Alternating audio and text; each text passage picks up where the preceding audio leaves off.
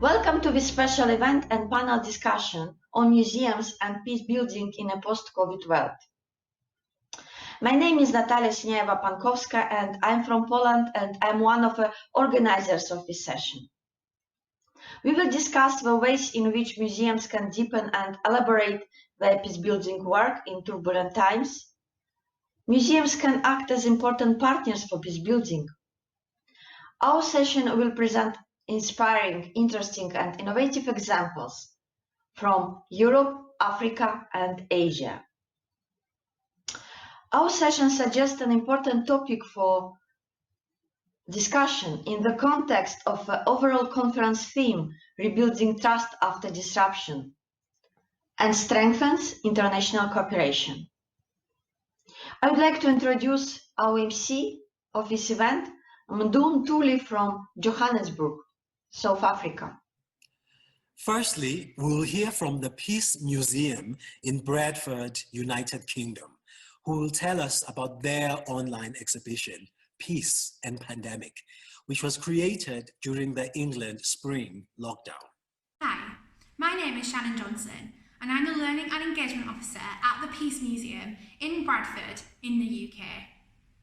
The Peace Museum is the only museum of its kind in the UK, with a unique collection of over 9,000 objects that tell the stories of peacemakers locally, nationally and internationally. Like many other places across the globe, in March 2020, the museum was impacted by the coronavirus pandemic and had to close its doors to visitors, and staff had to go and work from home. While staff were working from home, our focus was on digital delivery and engagement to make sure that our visitors and users could still be inspired by the museum's objects, but safely from their homes. However, as time went on, it became clear that the pandemic was not going to be something that would be over within a few weeks and would make a significant impact on our lives for at least the foreseeable future. It was then that the museum started to feel a responsibility to collect the stories of how the coronavirus pandemic was impacting people locally, nationally and internationally. Thus, the idea for the Peace and Pandemic exhibition was born.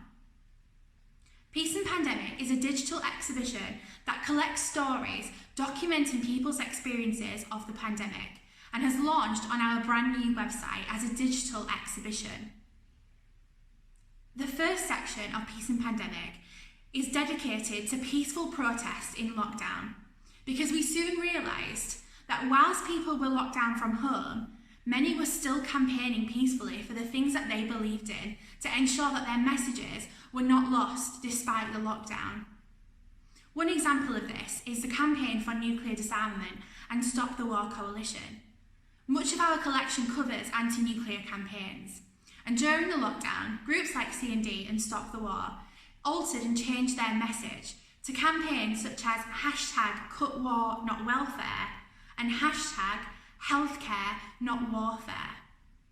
These messages are a symbol and a signal to the government to try and encourage them to stop using public funds that are then spent on nuclear weapons and other aspects of military, but instead make sure that these funds go towards supporting the NHS and welfare services, the key services that are getting people through the pandemic.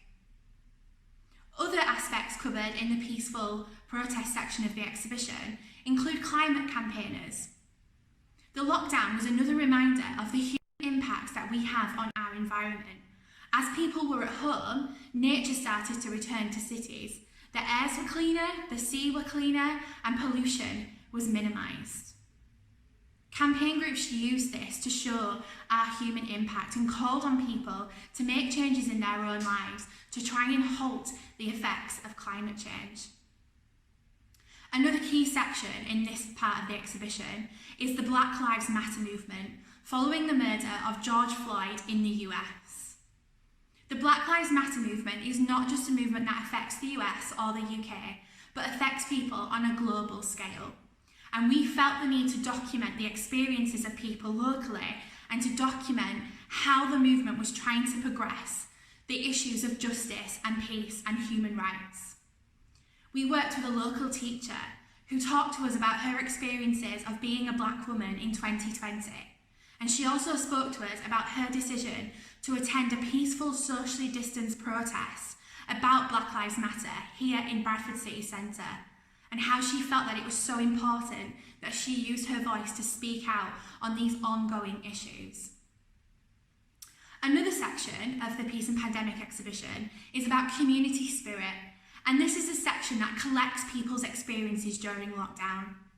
It has stories of joy and families coming together.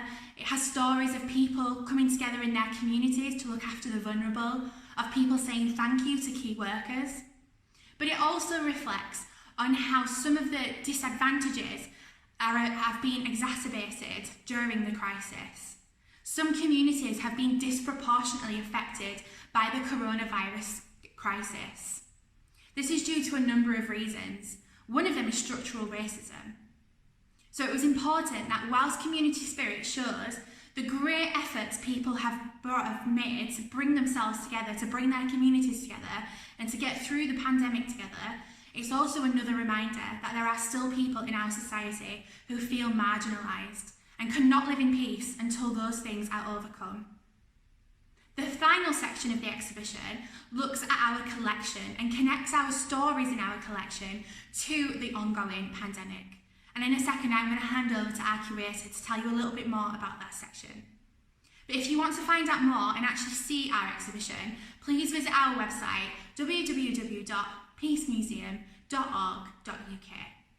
Thank you. Hi, I'm Charlotte Hall, curator of the Peace Museum.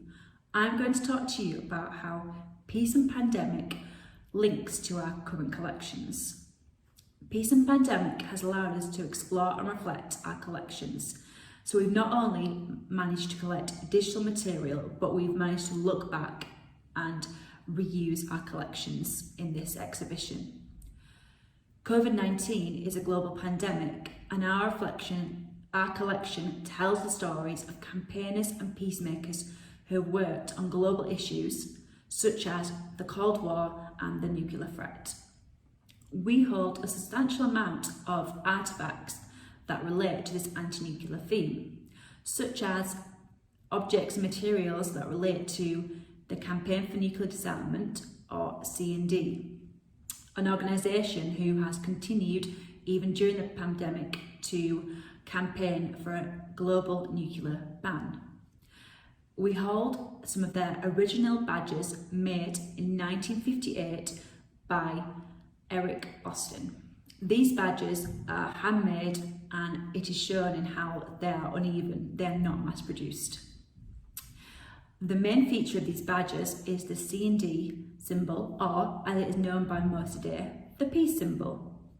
But we don't just hold UK collections, we hold objects and artefacts that reflect on this global theme, such as these two posters from Japan and Poland, which are again of this anti-nuclear theme. But they're striking. They don't use many words, or any words in some of them, but they use their imagery to explore this anti-nuclear theme. We even hold artefacts from the bombings of Hiroshima and Nagasaki, but not just posters and campaign materials made after it happened. We hold everyday objects such as these roof tiles. This reflects the effect that this had on everyday people in Japan. And this can be seen in some of the things that have been collected, such as in community spirit, the everyday lives of people have been affected by the pandemic. We've even seen a direct link between slogans used in the 70s and 80s that have been reused today. So Protest and Survive, or Protect and Survive, has been reused in some t-shirts made by an artist that was sold today for the NHS. But these slogans were originally used in the 80s, first by the British government, so that is Protect and Survive. It was used on a pamphlet and poster that was sent out to the British people, which advised them on how to survive a nuclear attack. C&D and E.P. Thompson came out against this in direct action with a pamphlet and other campaign material called Protest and Survive. So today this is being used for t-shirts for the NHS, but it was used in the past. So that is a direct link, and it's great to see the slogans being used today. These are just a few examples of how our collection links to the Peace and Pandemic exhibition. We feel responsible to collect the stories and memories of people during the pandemic and contemporary collect them.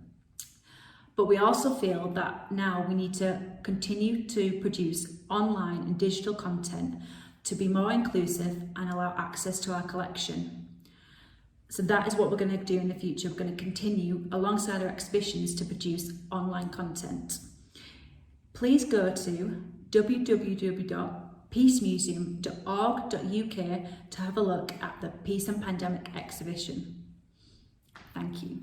Next, we will hear from the Never Again Association. The organization was created to commemorate the Holocaust and to deal with contemporary issues of diversity and tolerance in Poland and internationally. The organization conducts educational and awareness-raising activities, including exhibitions. Hello, my name is Natalia Sineaeva-Pankowska, and I'm a representative of the Never Again Association. I'm also a Holocaust scholar and a museum educator. I'm now in this special part of the city, in Warsaw, in Poland, and this part of the city, it was a part of a Warsaw ghetto during the Second World War, and all Jews from Warsaw, but also from other areas, were forced to relocate to be to stay and live in this part of the city. Holocaust is so special, difficult, integral part of our Polish and European history, and it is so important to share our knowledge also with those living outside of Europe. And today I'm also going to share with you how our work, the work of a Never Again Association, can be relevant in other parts of the world, in non-European contexts.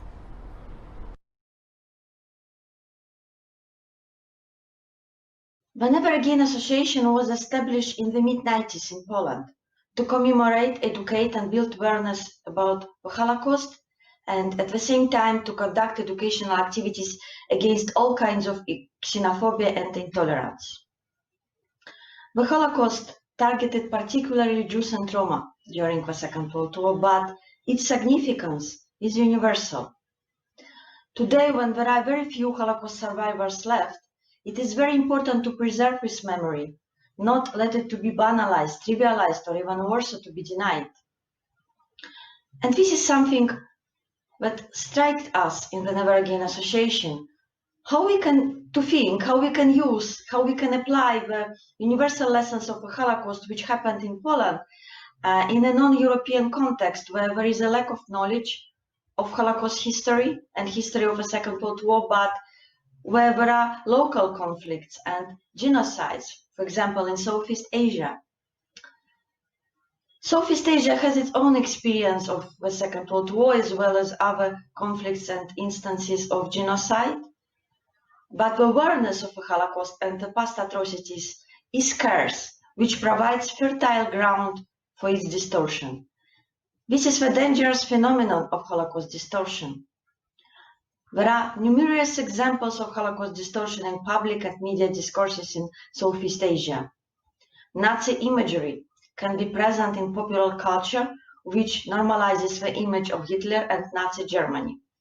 Conspiracy theories, scapegoating minorities, and blaming the victims, including Jews, for past atrocities and historical conflicts are commonplace. The culture of memory is prone to manipulation and distortion. The dangerous phenomenon of the globalization of Holocaust denial and the rise of multi-deniers who distort both the Nazi crimes and the crimes of the Khmer Rouge in Cambodia, for example, have found audiences in the region. There are also examples of denial of the Holocaust and atrocities against Rohingya people in Myanmar. Never Again conducted pilot seminars on the Holocaust in Asia, in Cambodia and Thailand for local audiences, and identified some of challenges and widespread misperceptions on the subject. Our aim now is to research it further and to prevent and counter Holocaust distortion, but also to deal with local conflicts by creating joint counter strategies. The project emphasizes the sharing of good practices and strengthening international cooperation, as well as increasing the capacity of non-governmental and governmental institutions to address it. Through exchange of practices, it aims to inspire critical memory discourses in dealing with the past and the legacy of genocide, thus advancing human rights. The project aims to work at grassroots level, and the audience is diverse. The project activities consist of workshops, publications, awareness raising campaigns through social media. One of the components of the project is a digital educational exhibition tackling the subject of Holocaust denial and distortion and hate speech. By visualizing the problem, we can reach a broader audience and have a bigger impact on local informational ecosystems in both countries. It also aims to help to cultivate empathy and sensitivity. The exhibition will introduce the historical overview of Holocaust denial and distortion and explore arguments and strategies to prevent and counter denial, distortion, and hate speech. It aims to deliver the following key messages. The Holocaust targeted Jews and Roma particularly, but its significance is universal. Holocaust denial is a form of genocide denial, which is dangerous and must be opposed across the world. The message is to emphasize the significance of the Holocaust as a universal heritage and a point of reference in debates on human rights. Regional and local contexts will be used to deliver the message.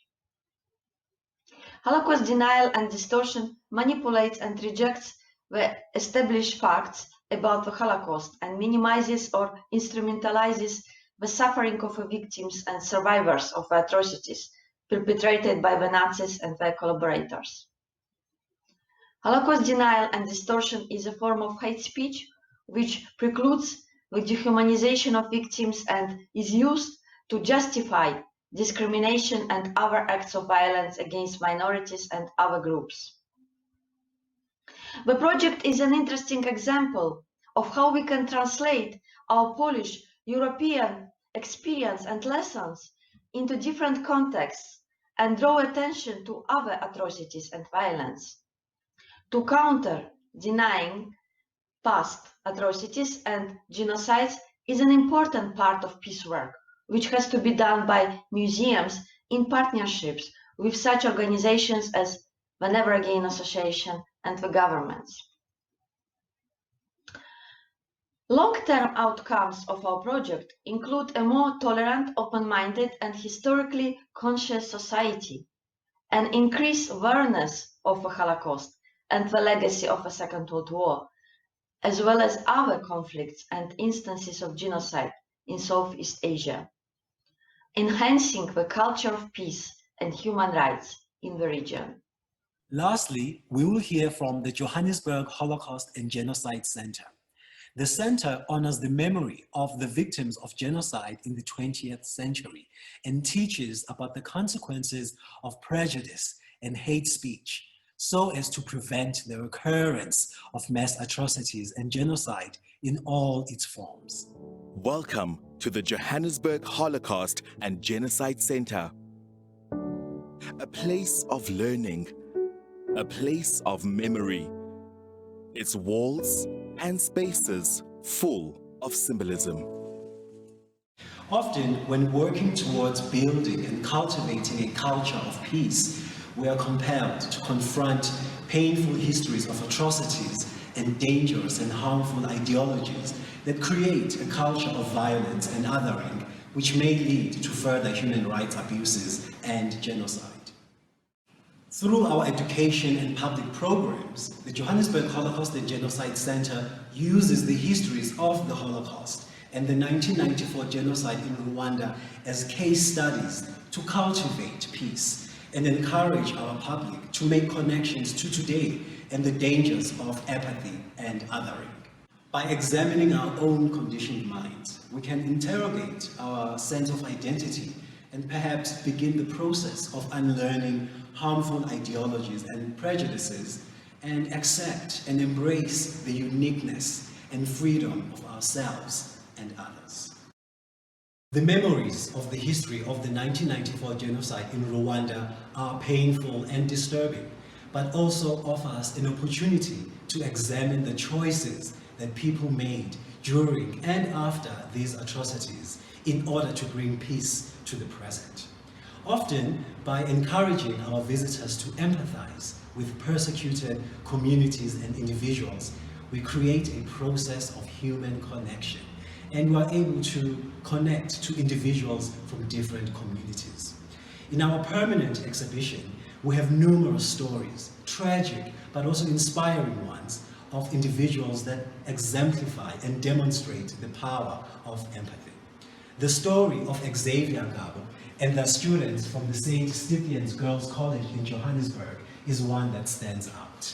In 2009, as a grade 8 learner at St. Stephen's Girls' College, my classmates and I had the privilege of meeting Xavier Ngabo and hearing his tragic account of what had happened to him during the genocide in Rwanda. For a period, Xavier lived in Johannesburg, where he volunteered at the Johannesburg Holocaust and Genocide Center. Xavier had lost his entire family before and during the genocide. Many survivors have the need to figure out how their family members died, to retrieve their remains and give them a dignified burial. During his account to us, Xavier expressed how he too wished to figure out what happened to his family. Our grade of girls were compassionate individuals who felt strongly about finding some way to help Xavier and to honor his family. We made it our mission to help raise funds for him to find out what happened, just as he had expressed to us. And later in 2009, Xavier returned home. There, he uncovered the fate of his parents through the Gacaca courts. When Xavier located and exhumed his mother's remains, she was still wearing her rosary and holding the key to her home. On the 9th of May 2010, Beatrice and Edouard's remains were buried together in one coffin at the Mukamira Memorial Site. I felt so proud at that moment to know that as a group of grade 8s, only 14 years old, we had made such a difference in somebody else's life and had helped Xavier in his healing process. This was a true demonstration of human connection between South African teenage girls and a man who had survived a horrific genocide. At the Johannesburg Holocaust and Genocide Center, we understand that peace is not merely the absence of violence, but that it must also be the absence of social structures and belief systems that limit the freedoms of certain groups within our society. And we know from history that whether these groups are defined by skin color, by nationality, by sexual orientation, or by religion, the prejudice towards and othering of these groups are the potential seeds of violence. And so we use education to equip learners and visitors with attitudes and knowledge and critical thinking skills that we believe are pro-peace. And we ask everybody who visits us to become active voices within their own communities. In our permanent exhibition, we have many artifacts and objects that create tangible links to pasts that can otherwise feel quite distant and disconnected to our own lives. Objects document the history of ordinary people who lived through extraordinary times. They tell us about their occupations, their hobbies, their hopes and struggles, moving us away from statistics associated with genocide and war, and allowing us to connect to the people behind these numbers. We use objects to analyze the difference between facts, opinions, and assumptions, to extend and develop our knowledge, and to encourage learners to articulate and share ideas and listen to those of others. One such object is this violin that was made in 1792 in Czechoslovakia, the story of how it was looted, recovered, gifted, and found its way to Johannesburg, and especially what it meant to its last owner, Cecilia Borochovitz, is one of resistance and resilience during the Holocaust. Cecilia grew up in a musical family with loving parents. She had a happy, active life studying and playing the violin. With the Nazi invasion of Latvia in June and July 1941, Cecilia and her sister were separated from their parents, who were murdered. The sisters later moved into the Vilna ghetto, and Cecilia worked in the hospital as a cleaner and joined the ghetto's symphony orchestra, playing in the evenings to people who returned from work, exhausted and hungry. After liberation, Cecilia and her sister moved to Rome, where Cecilia was given this violin, recovered by American forces from amongst looted valuables taken by the Nazis from Jews who were murdered in the Holocaust. This gift made it possible for her to continue her study of the violin, and when she moved to South Africa in 1949, she played with the Johannesburg Philharmonic Orchestra for many years. Cecilia kept the violin until she died in September 2015 at the age of 91. Cecilia's violin provokes discussion around everyday acts of resistance that do not involve weapons and physical fighting. We can understand that cultural and creative expression amid the harsh conditions of the ghetto really defied Nazis' attempts at alienation and dehumanization of the Jews. Stories like this and many other in our exhibition space really help us to understand the human responses to the horrors of the Holocaust, and we use it to inspire visitors to commit changes in their own lives and in their own communities. We encourage people to record their commitments on paper as part of the Butterfly Project, so that their voices and ideas become an important part of our exhibition space. I'm going to look at some choices that were made using a personal story. Romeo Dallaire, the Canadian Lieutenant General who was in charge of the United Nations peacekeeping force in Rwanda, who chose to stay after most of the troops and expats had left, is quoted as saying, "Mass violence and genocide do not occur by accident. They are caused by human will, and they can be prevented by human will." He seems to be implying that there are choices to be made. And in order for there to be peace, we need to make the right choices. I would like to introduce you to Damas Gizimba, who was the director of an orphanage in Kigali that had the capacity for 60 children. But he made a choice to hide and shelter 400 people. He had taught the children that they were all Rwandans, so that when the militias came and tried to divide them into two groups, a Hutu and a Tutsi group, they refused. Carl Wilkins, who was the only American that made the choice to stay behind, was the director of the Rwandan Adventist Development and Relief Agency International. When the militias did surround the orphanage and were preparing to attack and kill them all, Wilkins pleaded with the Rwandan Prime Minister, who was responsible for the genocide, to help save these children. Thanks to the brave choices of these two men, many Tutsi were saved. Using the stories of these two men who made choices that saved many people, we are able to grow an awareness of how important it is to make choices that will lead to peace and not to conflict. And when the killing stopped, there were over 800,000 Tutsi and some politically moderate Hutu who were dead. How could the people of Rwanda ever overcome such hatred? In 1996, a mere 2 years later, when thousands of families began to return to the villages, the slow process of reconciliation began. There could not be one Rwanda for the victims and another Rwanda for the perpetrators. There could only be one Rwanda.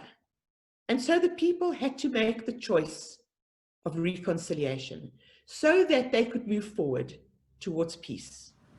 Peace is a choice. Activism is a choice. Not only individuals make choices that are often difficult choices, but also governments make choices that often change the trajectory of the lives of their citizens. In April 1994, when South Africans were celebrating their freedom from apartheid, standing proudly in queues for hours to vote in the nation's first democratic elections, only a mere 3.5 hours flight away, in the same continent, in the same time, in Rwanda, hundreds of thousands of Tutsi and politically moderate Hutu were murdered during a period of 3 months. This education work that we do at the Johannesburg Holocaust and Genocide Center goes beyond South Africa. Through partnerships with other human rights organizations that aim to build peace, we envision a culture of peace throughout our continent. The Changemakers program is a youth leadership program that confronts extremism and extremist ideologies, such as those of racism and other extreme forms of othering, in order to cultivate a culture of pluralism and peace. Having been conducted in 12 African countries since its inception in 2016, this initiative proves once again that education is a powerful tool to cultivate youth leaders that are centered in a vision of peaceful and fair leadership in our country and in our continent. All humans are human, or are some more human than others. This should make all of us understand how critical it is to treat everybody equally in order to build and cultivate a culture of peace.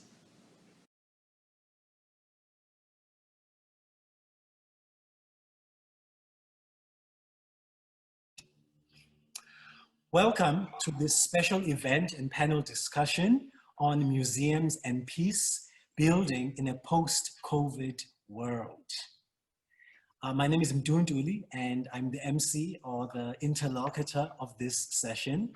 I would just like to introduce the panelists. So firstly, we have Charlotte Hall, and we have Shannon Johnson, we have Tali Nates, and we have Natalia Sineaeva-Pankowska. So I'll start with Charlotte. Hello, Charlotte. Hi, I'm the curator at the Peace Museum in Bradford, and we're the only peace museum right now in the United Kingdom. Thank you. And then I'll go to Shannon. Shannon, hello. Yes, hello. So I'm the Learning and Engagement Officer at the Peace Museum in Bradford in the UK alongside Charlotte. Thank you. And then over to Tali Nates. Hi, I'm the founder and director of the Johannesburg Holocaust and Genocide Center here in South Africa. And then finally, we have Natalia Sineaeva-Pankowska.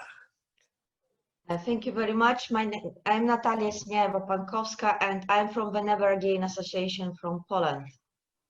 All right, thank you very much for introducing yourselves. And my first question is, how can museums go beyond collecting the stories of peace to dealing with contemporary challenges and undertaking peace building work? Very difficult question, and I'll start with Charlotte. So from my point of view as a curator, I think we still need to continue collecting those stories, but especially how people are living post-COVID. So right now we've been focusing on like how people live in lockdown, but you know, we also need to think about how people continue after lockdown, after COVID has passed, what their experiences are when we get back to the, say, new normal as well. But take what we've learned from the stories and maybe help people get jobs, share information, anything we can do to help the communities in Bradford is really important to us. Absolutely. And then Shannon, what would you like to say? So I think adding on to that, I think our role as the only peace museum in the UK, my role is about education. And I think education is a really fantastic way that museums can help peace building. We already do this kind of before COVID, but even now we could argue it's even more important that we're teaching children to be inspired by the peacemakers of the past and the present. So they're the peacemakers of the future. So they kind of have the skills to be equipped to deal with conflict, to deal with it in a peaceful way. And I think especially here in the UK and obviously globally as well, the pandemic has highlighted that there are still structural differences and people are disproportionately affected within society.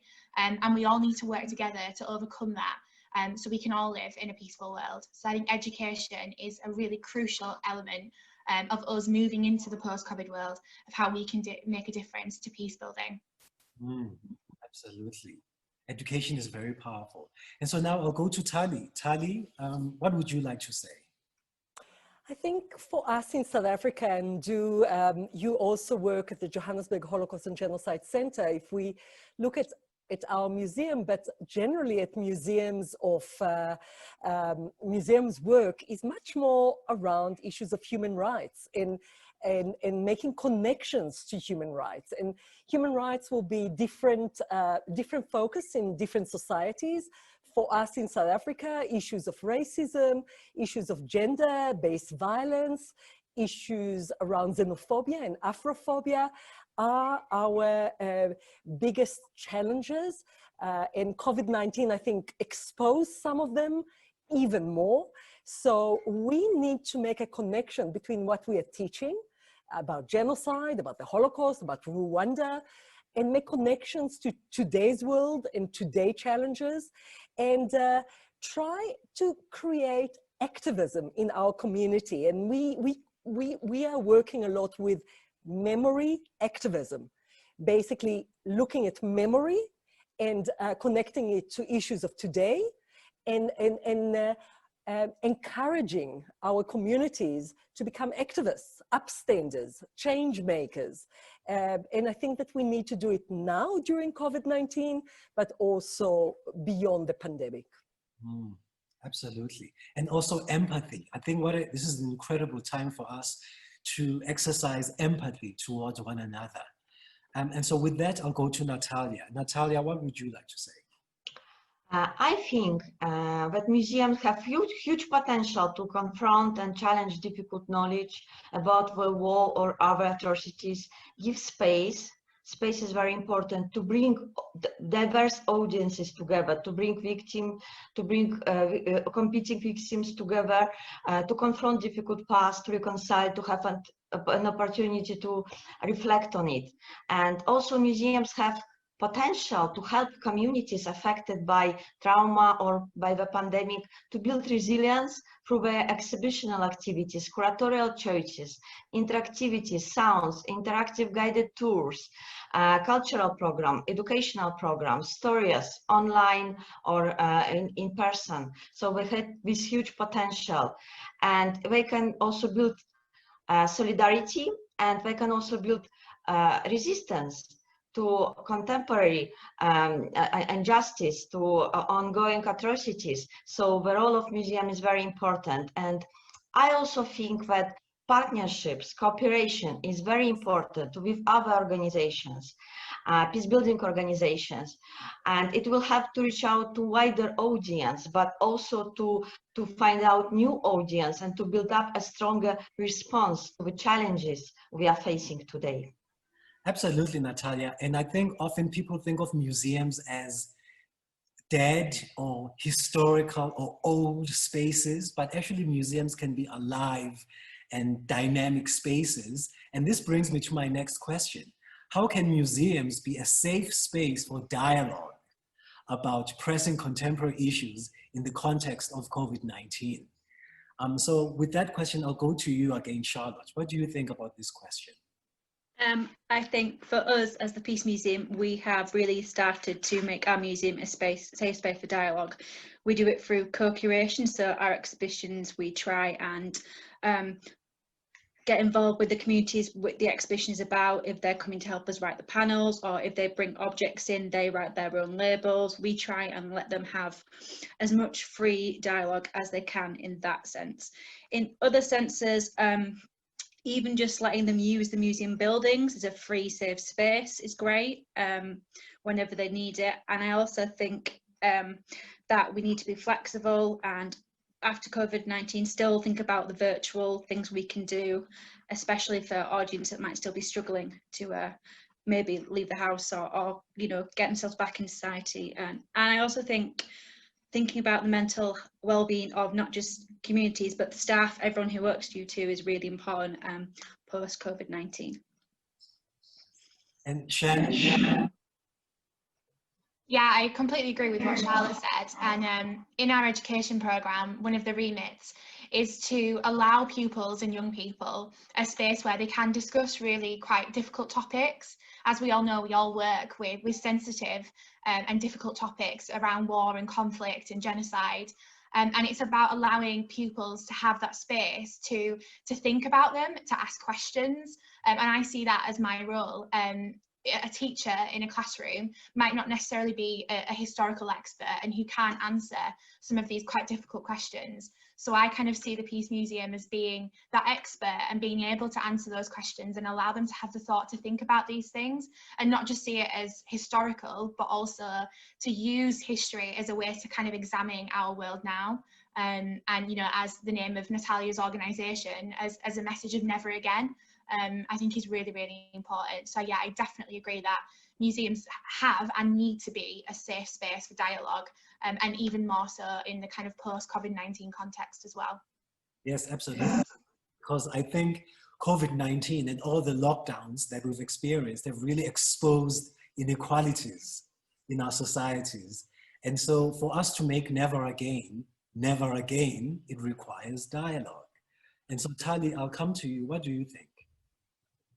I think that it was a huge challenge for us as museums to move very quickly and think about all our visitors, all our audiences, and think about how do you create a safe space? What is a safe space? So what happens in a world, as you said, with inequalities, where not everyone has access to the internet?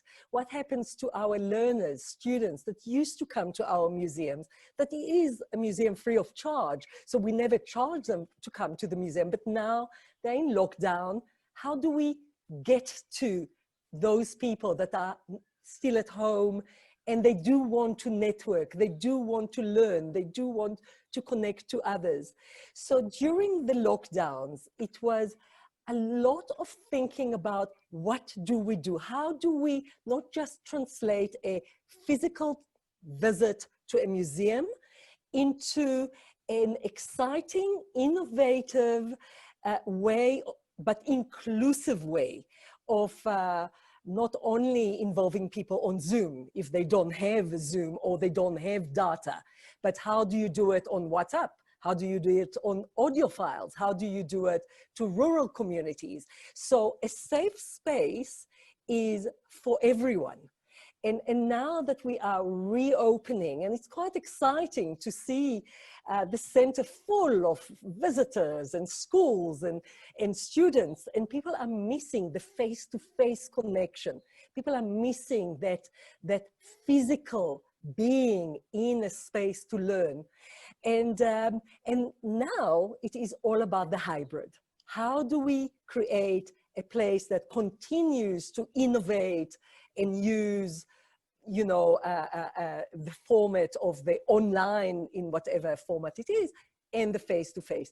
And I think do things like the Butterfly project that we did, that creates a platform, create a butterfly, write a message. We did it, for example, for survivors, Holocaust survivors, survivors from Rwanda, but connecting between children and survivors. And that can be done not only face-to-face, but also in that hybrid connection that I'm talking about. Absolutely. We've had to be very innovative during this time, absolutely. And then Natalia, what would you like to say?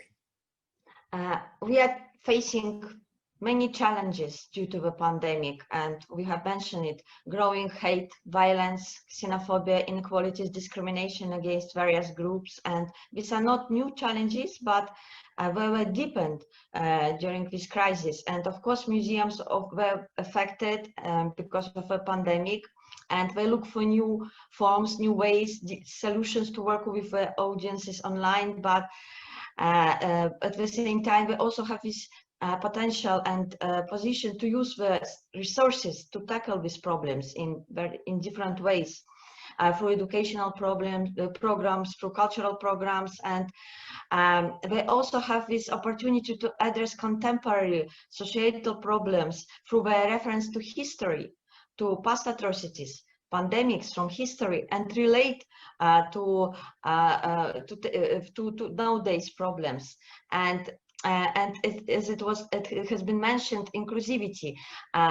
museums can engage various communities. So it's very important to be inclusive and include also marginalized groups such as minorities, refugees, migrants, women, to include them as visitors, but also as participants of online programs, but also as volunteers or program implementers in very different ways.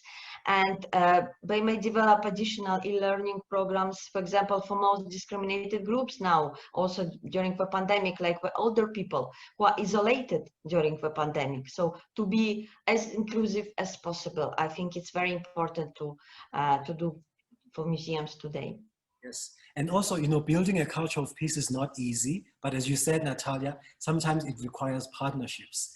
Like, for example, this panel discussion, all of us are from different countries and different organizations, but we're partnering to find a solution and to find a way to build a culture of peace. So in conclusion, any last words that you would like to share with us? Charlotte, I'll start with you. Any last words? I think inclusion is the thing we can take away. It's getting as many people, as many communities involved as possible, and helping people. Thank you. Thank you. And then Shannon, any last words? Yeah, I completely agree with everything that's been said. I think the pandemic has been another stark reminder of the differences, but it's also been another reminder that there are lots of different organisations and groups across the world who do want to make a difference to people's communities and to build a more peaceful world. And it's our responsibility to connect and to keep going, and hopefully, you know, we can all build towards that future. Wow, thank you. And then Tali, any last words from you? Yeah, again, agree very much with this wonderful partnership that was put together around the world. And I think that we need to see this as an opportunity and see the silver lining in COVID-19, to see that it allowed us to reach globally and create a lot of strong connections around the world with and develop new ideas that maybe without COVID-19 we would not have been pushed, quite brutally pushed, to think outside the box and innovate, and that is a blessing. Absolutely.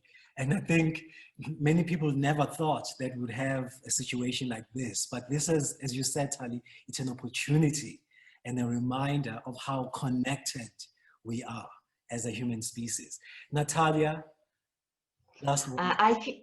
I think cooperation is very important, and cooperation and solidarity. And what we are doing today is also our joint work, and we are learning from each other, sharing our experiences, and also bring it to a broader audience. And I think it's just the beginning of our this kind of cooperation, which we can deepen and elaborate in the future and share with others. Wow.